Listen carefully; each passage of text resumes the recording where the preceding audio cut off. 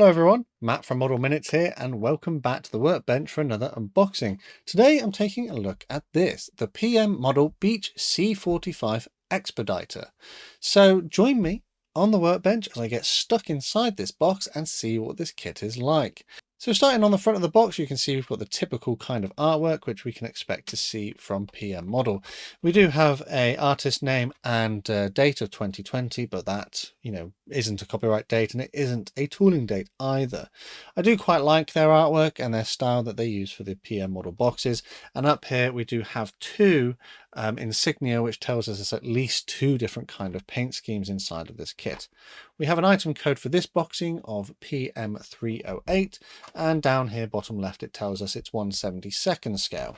Flipping over to the other side of the box, we have the exact same that we've just seen with no further information. On the thin edges we have the same. Again, we have an item code, but we also have a price. That is the price I paid for it, but I'll discuss price a bit later on, and that's the same. On this side, no further information.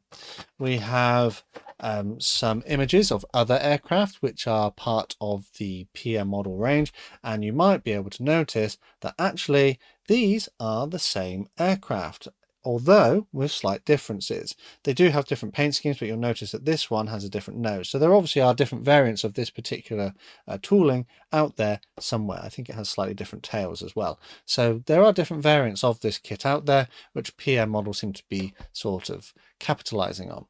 And on the other long thin edge, we have information that this is made in Turkey, and we have an importer's sticker here from Bachmann Europe.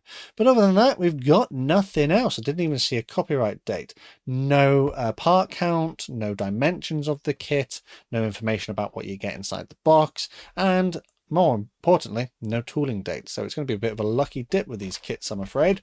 So let's get inside the box and see what we have. And I think the box might have been a bit too big because there was a lot of empty space that could have caused it to roll around in there. And that's it. Everything comes contained in this plastic bag. So let's get the bag open. So as normal, I'm going to look at the paperwork first. And the first thing we've got here, oh look, we've got a artwork sort of handout, which I quite like these. They're quite nice. They're quite, fun to look at. You can keep them. You could put them on the wall. You could frame them. But this one actually has a different paint scheme to what we saw on the box. So that's interesting, isn't it? There's nothing on the other side, but yeah, that's an interesting different paint scheme there. So coming on to the instructions then, you can see that we've got this printed in color at the top, which is good.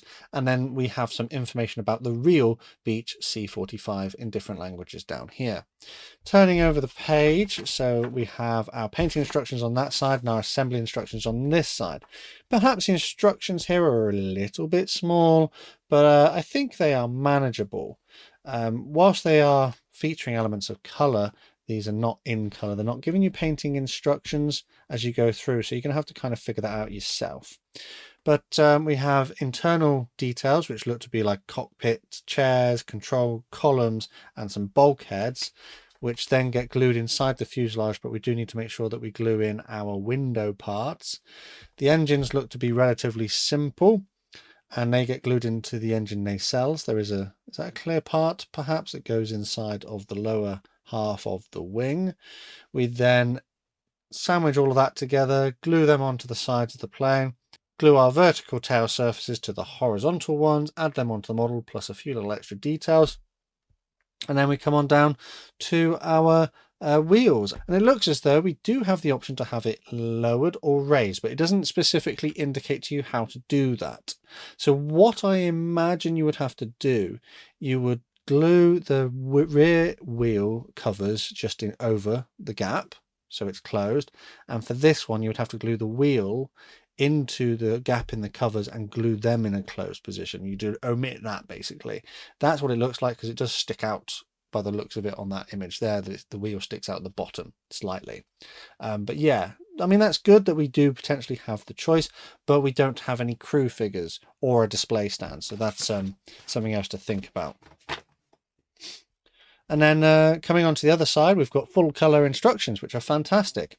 The first scheme we have is a Royal Navy example in use in Pakistan in 1947, which appears to be an all-over silver color with some khaki or olive drab elements here for the anti-glare panels, as well as some black along the leading edges of the wings.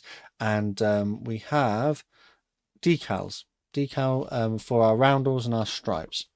The other option is a camouflage version for a Royal Air Force example in use in 1945 in India. So I'm not sure which version I would like to do. This is interesting because it has a camouflage scheme, and it's the dark grey, dark green and light grey kind of scheme. Like quite typically you'd see that on Spitfires and Typhoons and things. So, you know, it's interesting to see it on an aircraft like this. But yeah, not sure which one I would go for. This one does look more visually interesting, I think, because we see a lot of camouflaged aircraft.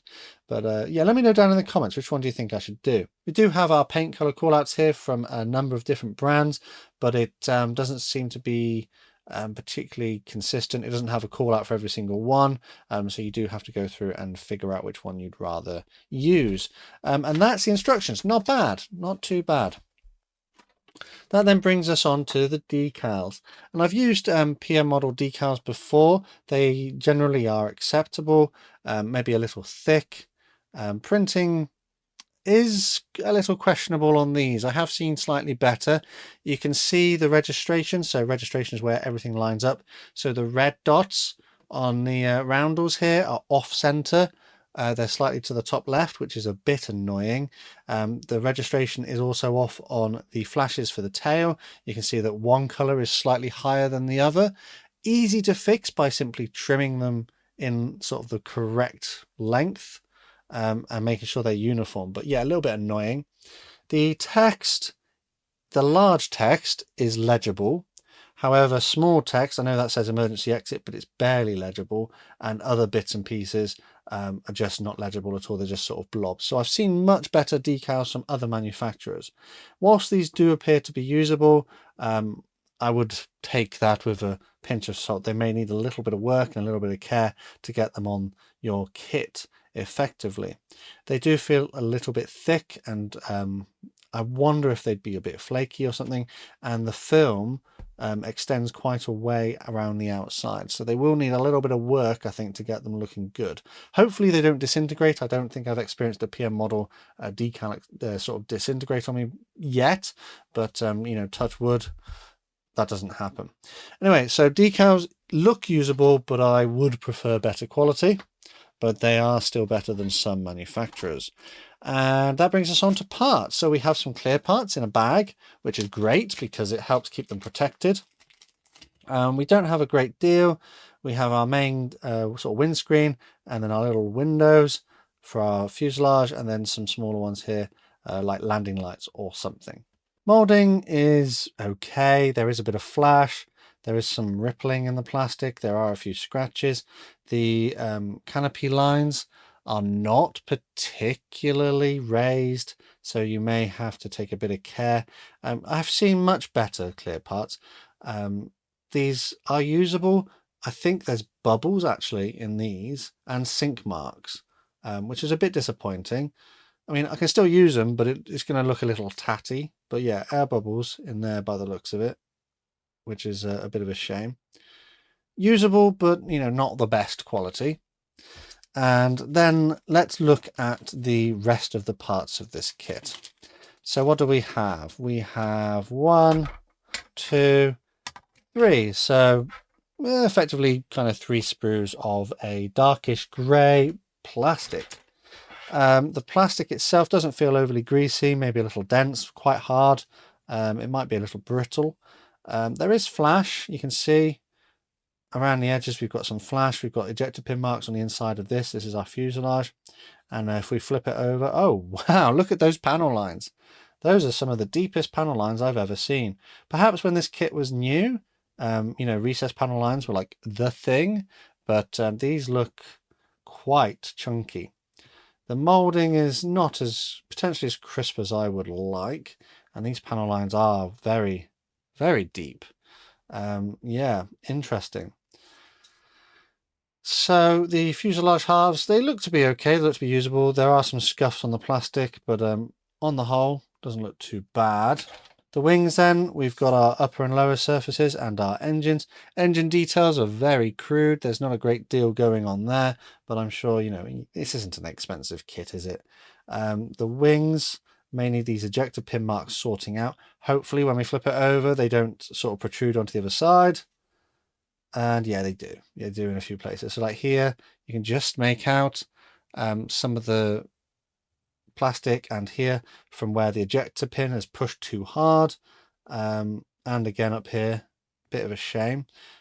Not terrible looking. The panel lines on here are not as bad. They're not as heavy. There is a bit of flash. And there's some weird plasticky stuff here. It looks almost like the mold had a bit of damage in it. And there's this weird bit of plastic here. Just like it's almost like a spear. It's almost like you know, if you drop glue on plastic and then you smudge it, that's what it looks like. But I'm not sure what that is.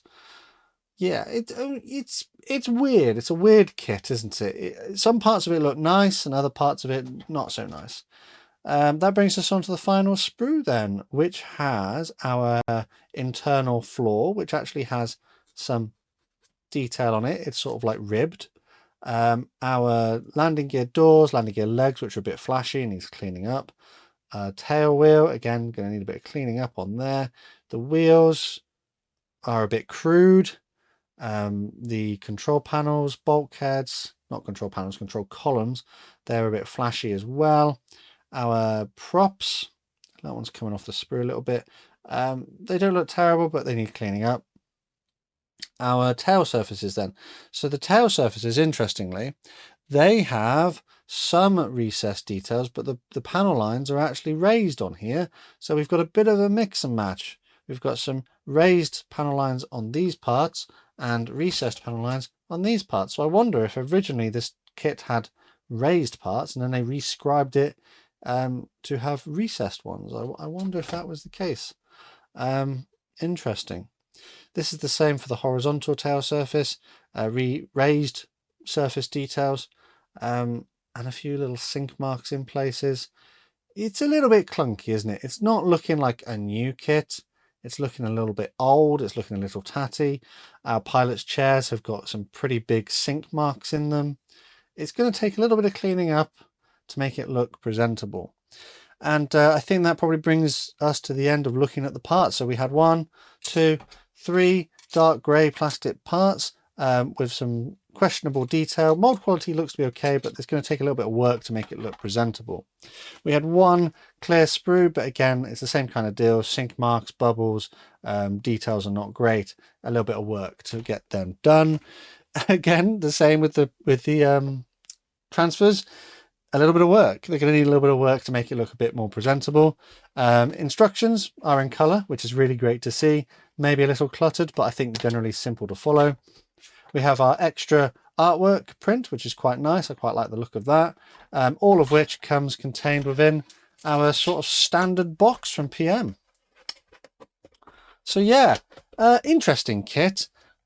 Perhaps the $7.35 that I paid for this is maybe a little steep, but it's not terrible given the amount of plastic that we've seen here. It certainly has considerably more plastic than the DFS 194, which I looked at not long ago, which only came with 13 parts. So yeah, and also that one was more expensive. So go figure. I'm not sure what PM's pricing model is. So yeah, for a 1/72 scale kit, which comes with 2 paint schemes, a reasonable level of detail, but that sort of makes sense when you actually know more information about the kit. And I've done a bit of digging, and I can see on ScaleMates that this is actually a 1989 tooling from Pioneer 2. Pioneer 2 seem to have handed over a lot of their toolings to PM Model. And this even made an appearance in the Matchbox range once upon a time, according to the information we have here. But it has been a PM Model kit for a very long while now, and they have have, as we sort of knew from the information on the side of the box, released this kit in a variety of different paint schemes and with different bits and pieces over the years.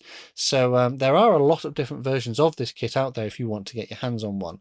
For what we've seen, £7.35 maybe a little bit high. Between £7 and £8 seems to be the RRP. If you're paying any more than £8, I'd really, suggest you look around for it. If you can find one much cheaper though, that would be my recommendation given what we've seen here. And on that, I think it's probably time to finish this video here. Let me know what you think of my review and if my assessment of this kit was fair down in the comments below. As always, a quick shout out to my Model Club members for the extra support they give the channel. Massive thanks to these guys on screen. If you'd like to join them or support the channel in other ways, take a look at the links in the description. The best way to support the channel for free though is by subscribing with notifications turned on so you never miss a modelling upload. Finally though, last thing to say is a massive thank you to you for watching this one, and I'll see you on the workbench again next time.